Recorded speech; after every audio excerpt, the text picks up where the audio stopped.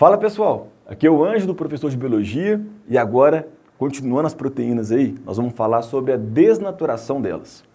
Desnaturar, ela pode perder sua forma tridimensional e a forma tridimensional está diretamente relacionada com a função da proteína. Lembre-se disso. Então, se uma proteína desnatura, ela pode perder a sua função. Desnaturar, perder a forma, é como se ela estivesse aqui, nessa forma aqui. Vamos fazer uma análise? Ela está dobrada e dobrada sobre ela mesma. Então, ela está na forma aqui terciária e ela perde sua forma. Nesse sentido aqui, a gente vai chamar então de quê? De desnaturação. Então, ela pode desnaturar. E algumas vezes, algumas proteínas conseguem recuperar. Não são todas que recuperam, algumas recuperam. A gente fala se ela recupera, que a gente chama isso de renaturação. Quando a gente fala em desnaturar, em renaturar, a gente pode pensar em exemplos. O que faz uma proteína perder sua forma?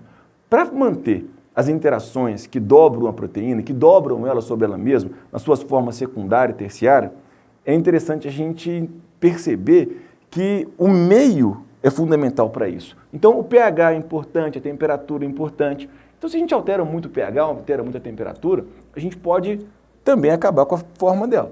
Por exemplo, vamos imaginar aqui que a gente coloca uma alta temperatura.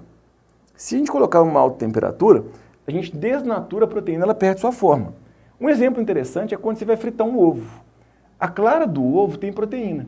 Aí você vai lá, aquece, aquece, aquece. A clara, ela era quase um líquido, né? Quase um gel. Quando você frita o ovo, fica sólido, solidifica. Muda completamente a forma, desnaturou. É interessante a gente pensar também que quando a gente desnatura, ela perde sua função. Mas no caso da gente comer um ovo, será que faz diferença? Nutricionalmente, a gente comparar um ovo cru com um ovo cozido, vale a pena comer ovo cru? Vamos pensar? Quando você come proteína, o que você quer da proteína? Você quer os aminoácidos, porque uma proteína é um polímero de aminoácidos. E o seu corpo vai fazer o quê? Vai digerir a proteína, ele vai romper até as ligações peptídicas entre os aminoácidos. E depois, você vai construir as suas proteínas. Ao desnaturar, por exemplo, a clara do ovo, você não perdeu os aminoácidos. Você tem os mesmos aminoácidos ali. Porque quando você desnatura, você consegue alterar a forma tridimensional. E a forma tridimensional não é a estrutura primária. Você não altera a estrutura primária dela. Então, quando você frita um ovo ou cozinha um ovo, você não perde o valor nutricional proteico. É o mesmo valor. Você pode comer um ovo cozido, frito tranquilamente. Outra coisa que vai alterar também a proteína e pode desnaturar é uma variação brusca do pH.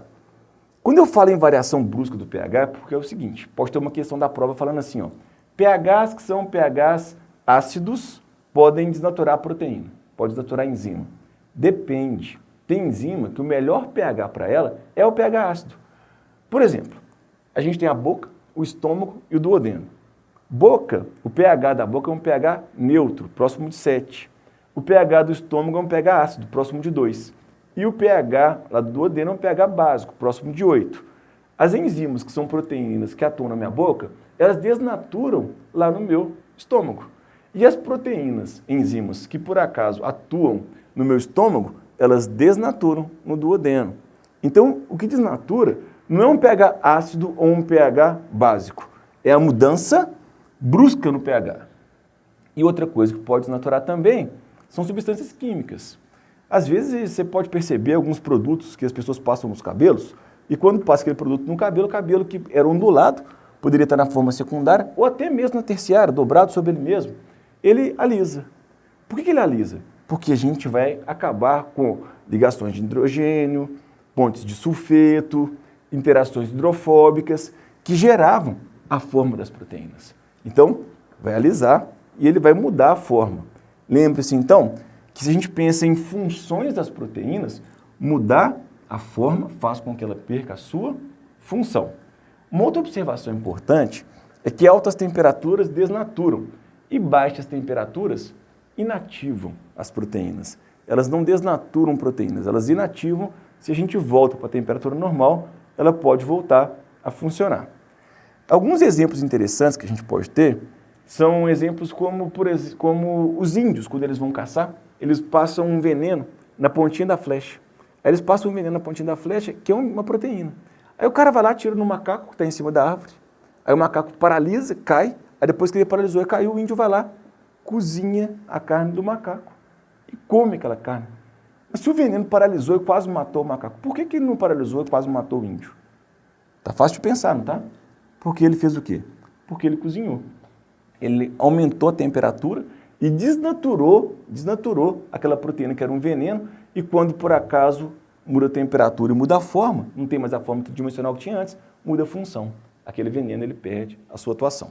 Então aí, o processo de desnaturação e possível renaturação das proteínas. Não são todas as proteínas que conseguem renaturar.